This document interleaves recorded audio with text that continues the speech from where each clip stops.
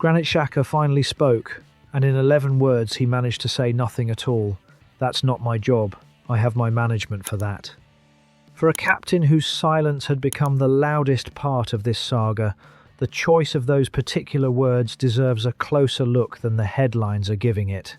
Speaking to Blick after Switzerland beat Algeria to reach the last 16, Xhaka was asked directly about Chelsea and deflected entirely, saying he wants to concentrate fully on the World Cup and that transfer matters belong to his representatives.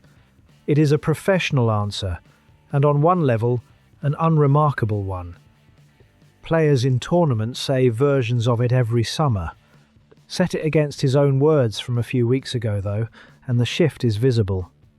Before the tournament, Xhaka told the same outlet that Sunderland felt like home, that his family was happy, that he was not even thinking about a transfer. That was a man closing a door. This week's answer opens it a crack.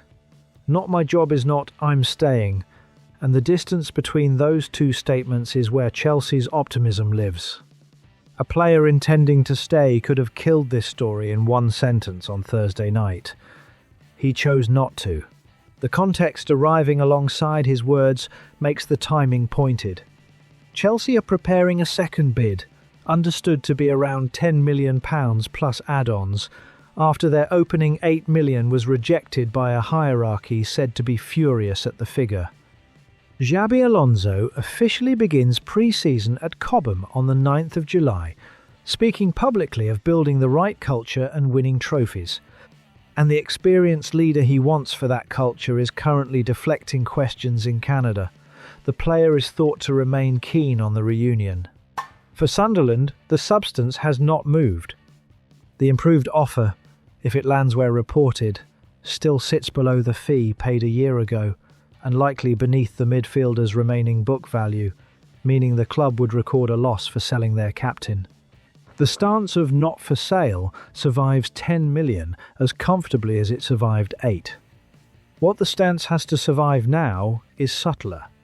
A player performing superbly on the biggest stage, winning his 150th cap. Speaking with obvious pride about Switzerland and with studied neutrality about the club that employs him. His football, at least, is answering questions his words will not. The captain's reading of that Algeria win, the honesty about a poor first half, the half-time corrections, the controlled second period, is a live demonstration of exactly what Le Bris would lose. That level of on-pitch leadership is the asset Sunderland are pricing, and it looked in full working order in Canada. Switzerland face Colombia or Ghana on Tuesday. Chelsea's second bid is expected before long. And somewhere between those two dates sits the real question this interview raised, whether a man who once said Sunderland was home now needs his management to remind him where that is.